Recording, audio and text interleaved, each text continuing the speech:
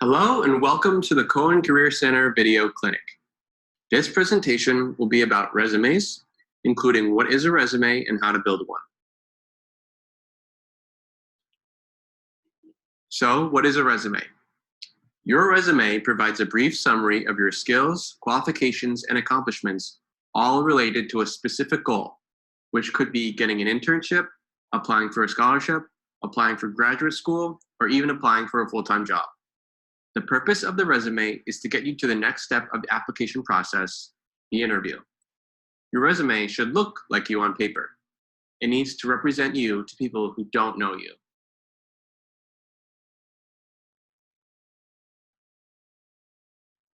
So, what should a resume be?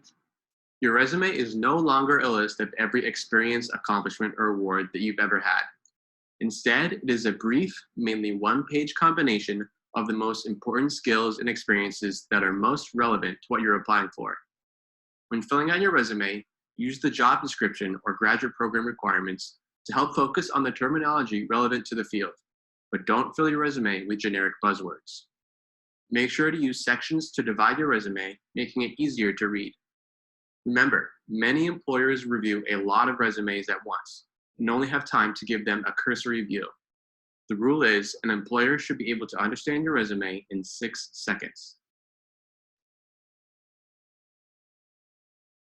So, what is the basic formatting of the resume? As I mentioned earlier, recruiters take about 6 seconds to skim a resume before they decide if they're going to read it. How you choose to format your resume can make it easier for the reader to gather information more quickly. With regards to formatting basics, the most important aspect is to remain consistent, especially with formatting style options. Make sure all bolding, underlining, capitalization, and italicizing remains consistent throughout the entire resume. Generally, college-level candidates have a one-page resume. Unless specifically stated, always assume a one-page length resume. The situations where more than one page is allowed is usually for psychology graduate programs or for federal government positions. And as far as size goes, the margins can be as small as ½ an inch, and the font can be as small as 10 points. You want to divide your resume into sections, making it easier to read. You should start with the header, which should include your contact information. It should have your full name, your email, which can be personal or school, and know that you can keep your William & Mary email address even after graduation. You should also include your phone number and make sure that your voicemail is professional, updated, and simple. It shouldn't be you from 7th grade. You could also include your personalized LinkedIn URL or other relevant social media handles if you're applying to roles needing social media skills. You can also include links to full web-based portfolios.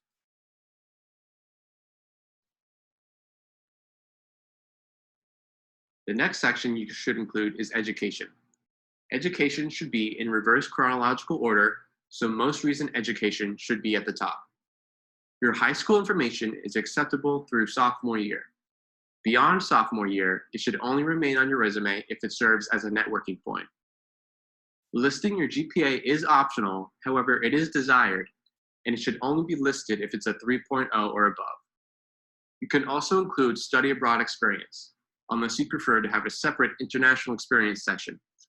If you transferred, any previous higher education institutions should be listed, and those should be listed with a beginning and end date.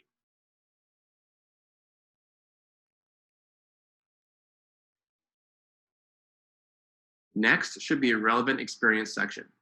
When listing your past experiences, you have flexibility in how you list the particulars. You can have the employer first, followed by your position, or you can have your position first, followed by the employer. That's completely up to you. If one does not fit on a single line, you can separate them, but make sure that you are consistent in the rest of the resume. These experiences can be organized into relevant categories based on the needs of future readers. You can divide it up into industry-specific experiences, such as marketing experience, government experience, research experience, and so on. Or you can divide it up by skills, such as communication experience, leadership experience, customer service experience, and so on. Notice that in the bullet points, there are no first-person pronouns, such as I, me, or my. You want to begin each bullet point with a dynamic active verb. Use the past tense if the position has ended, but use the present tense if the position is still ongoing. You can find a list of over 200 active verbs on mycareer.wm.edu. Each bullet demonstrates not just what you did, but how and the result. Whenever you can quantify, be sure to include numbers and ranges to provide a visual to the reader. Outside of relevant experience, you may still have positions that you'd like to list. These other experiences might be things like retail jobs or volunteer work or positions outside of your current career goals. Instead of labeling it other experience, you can label this as leadership, research, or volunteer experience if that fits your profile or industry better.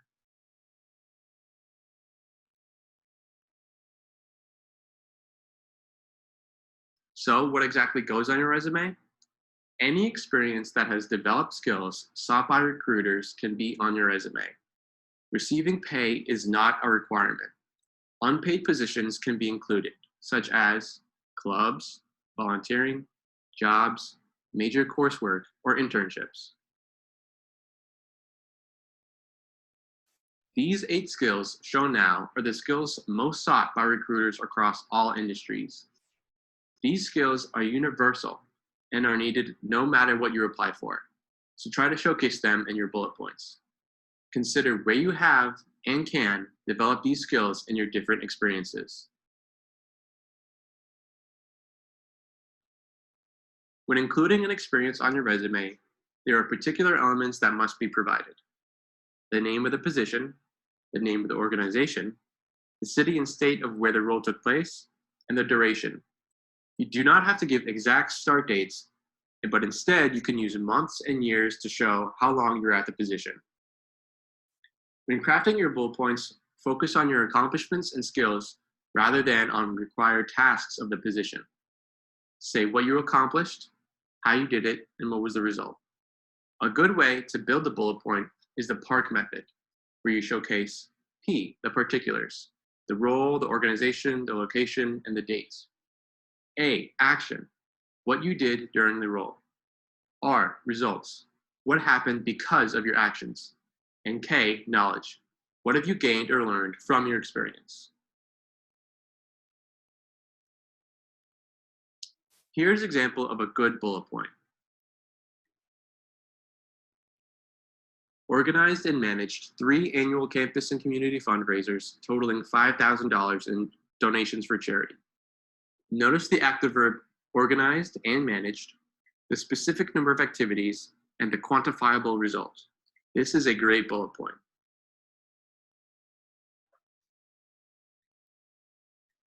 Let's go over a couple examples of bullet points that are pretty bland that we can make better. Responsible for several fundraising events. Responsible is fairly passive, several is vague, and fundraising events is non-specific. Let's make that better. Organized and managed 3 annual campus and community fundraisers totaling $5,000 in donations for charity. Organized and managed tells much more about what you were responsible for. 3 is a specific number, as is $5,000. This is a great way to make your bullet point stronger. Let's look at another more bland bullet point. Assisted with marketing for fundraising event. Again, let's improve this. Develop marketing campaign composed of social media and print advertisements for silent auctions and walkathons in collaboration with executive board. Developed or even helped develop is more active. Marketing campaign is defined as social and print media. The type of event is specified, and collaborating with the executive board shows that you can communicate effectively with leaders.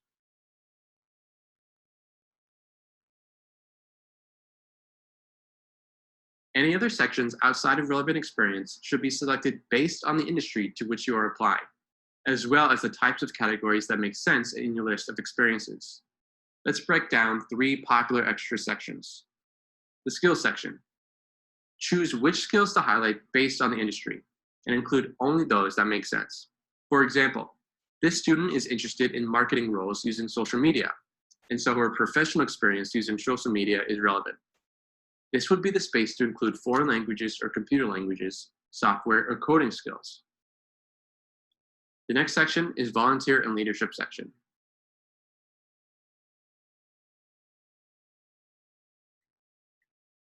Here are some final tips. Have a career advisor check your resume over before you apply to any position. Update your resume regularly, at least once a semester. Maintain a master copy of every single experience or award that you have. This master copy could be longer than 1 page. When you go to apply to a position, pick and choose from the master copy to fill out your resume. Visit mycareer.wm.edu for industry-specific examples, and upload your most current resume to Tribe Careers. If you would like to have your resume checked, you can make a Zoom or phone appointment with an advisor through Tribe Careers. You can also attend quick advising for any general questions on Zoom, Monday through Thursday from 2 to 4 p.m. Make sure to look out for other crash courses and video clinics on other career topics, and be sure to follow us on social media for all updates. Thank you for watching.